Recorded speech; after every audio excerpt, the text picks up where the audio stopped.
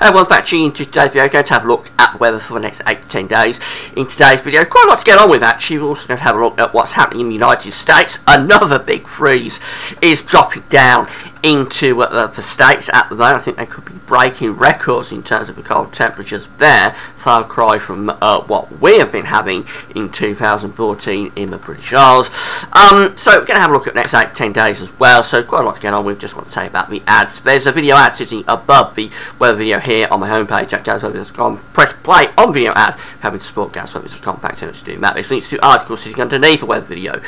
So have a browse through widget. If there are any articles that you're interested in, just click through when you finish at GavsWeatherVids.com, of course, and go off and read those articles. And Gav Shop is open, so if you've got any Christmas shopping to do at Amazon between now and Christmas, just go through the Amazon banners in Gav Shop, and then you'll be able to do Christmas shopping at Amazon as normal, but at the same time, because you've gone through from GavsWeatherVids to Amazon, we'll get a royalty fee on the things that you're buying. Thanks very much for doing that. So just very quick starting off with Central England temperature. Haven't looked at this yet this month, but it is above average. Again, we're currently provisionally at 9.2 for November, an anomaly of 1.8 degrees above average. That's provisional to the 16th of November. Every month so far in November, except in 2014, except for August, has come out above average. November, no exception. A very warm year. In fact, looks like it's going to be a record-breakingly warm year.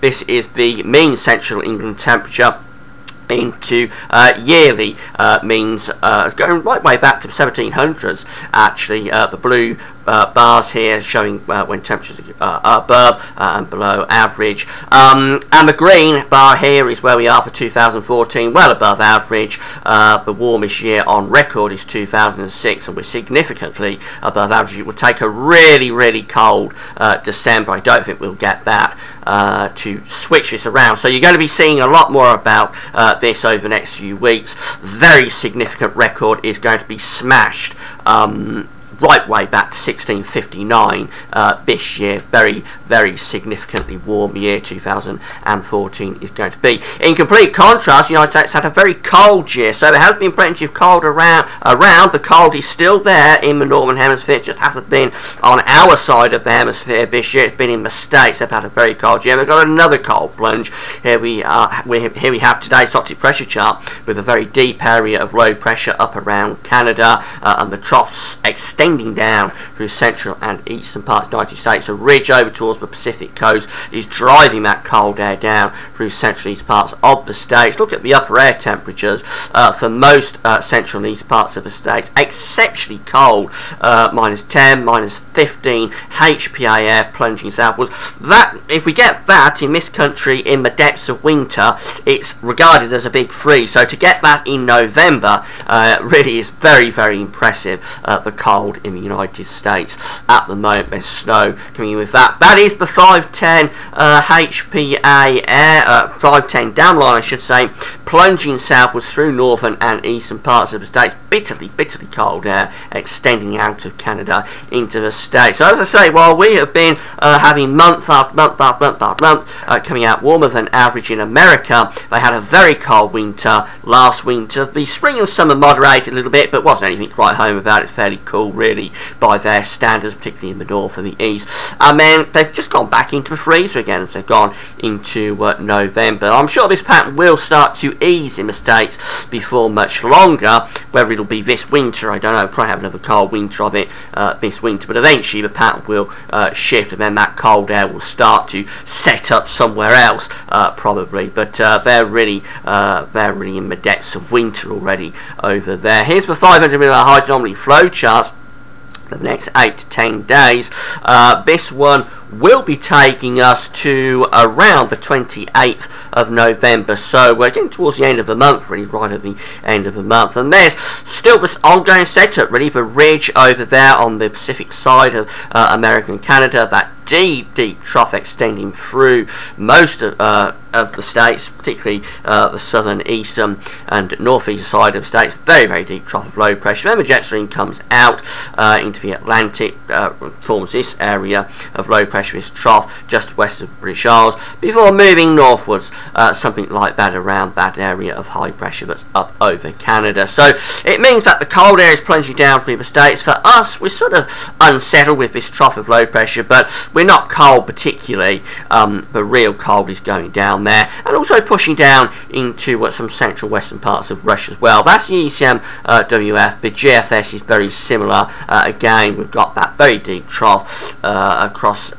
northern eastern parts of the United States. Then the jet stream coming out through the Atlantic around that trough of low pressure, and then running northwards around the ridge that's sat up over Scandinavia like that. It's probably going to be turning more unsettled again in British Isles next week, but I don't think it's going to be especially cold. Here's the GFS temperature and precipitation ensembles for the next couple of weeks. The red line is the 30-year temperature average. We're going above average over the coming few days, significantly above average. We probably won't realise that all that well because we're going to be under quite slack anticyclonic conditions, so probably on the surface it won't be as warm as this is implying, although Friday into Saturday could be very mild. Beyond that, we've got a lot of scatter really, but the overall theme is to stay a little bit above average, I think, generally, so no sign of anything particularly cold coming up. A dry few days coming up as well, but as we get through towards next week, I think we do find the rainfall coming back increasingly, so we could end November on quite an unsettled note. The temperature anomaly from the 18th to 26th of November, the coming week, shows up going to be a little bit above average, as is most of Western Europe. If you want a crumb of comfort, if you want it to turn cold, much of Russia looks like it's becoming colder now. Cold air is backing into the western part of Russia, but generally it's still a mild scene across most parts of Europe for the coming week. The rainfall anomaly looks like it's going to be a bit drier than average. That's because we've got a few dry days coming up to the weekend. After that, it may start to turn a little bit unsettled again. Here's the synoptic chart for Sunday from the GFS model, and we've got a bit of a complicated pattern here. We've got high pressure trying to ridge in from the west, high pressure over to the east. We've got a trough in between that could be producing outbreaks of rain, but it's the dividing line between much cooler air out to the northwest and quite warm air coming up from the south and the southeast. As we move through into Monday, that could form an area of low pressure over the country, so could turn increasingly unsettled at the end of the weekend inside next week. That's quite a complicated pattern. The overall idea is that high pressure is still more or less dominating, so I would expect it perhaps to be a little bit drier than that is suggesting. Low pressure is right over the country on Tuesday, so it could be an unsettled start next week, but as I say, this low pressure could be downgraded, because I think the overall theme is the high pressure to be quite well in control over the weekend and into the start of next week. But things could turn increasingly unsettled then through next week. So here's Wednesday with low pressure beginning to come in off the Atlantic, and we aimed up on day 10, Friday the 28th, with really quite a deep area of low pressure indeed coming through the Atlantic. That could be bringing gales and heavy rain back into the country, but it wouldn't be cold. Here's the ECMWF. Again, there's that trough of low pressure. This has it more to the north of the country. High pressure ridging in through the country on Sunday, so it should be mostly dry, I would assume, on that sort of setup. And as we go inside next week, high pressure is quite dominant, really, keeping it mainly dry. But the air is turning cooler, so after a warm spell around Friday, Saturday, it probably turns quite a bit cooler again as going to Sunday and Monday. There could be some frost at night with that. Nothing out of the ordinary, nothing significant like they're having in the United States, I have to emphasise that, but probably cooler compared to what it will be on Friday and Saturday. Going to the middle of next week, and low pressure increasingly takes over in the Atlantic. This is because of cold air coming out of the United States, by the way, sort of enhancing the jet stream, very similar to what we had last winter. We go through to midweek, a big area of low pressure forming off the coast of Newfoundland with that very cold air, and we get through to day 10, Friday 28th of November, with a deep area of low pressure around the country. It's diving a little bit southwards, so it's an interesting pattern. The jet stream is actually shifting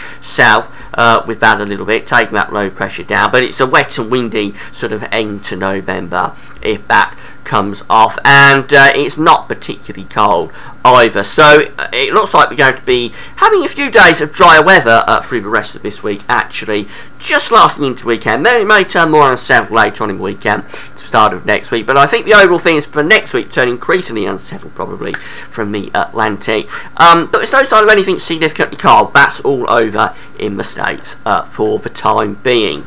We will keep you posted. That's it for now. Thanks for watching.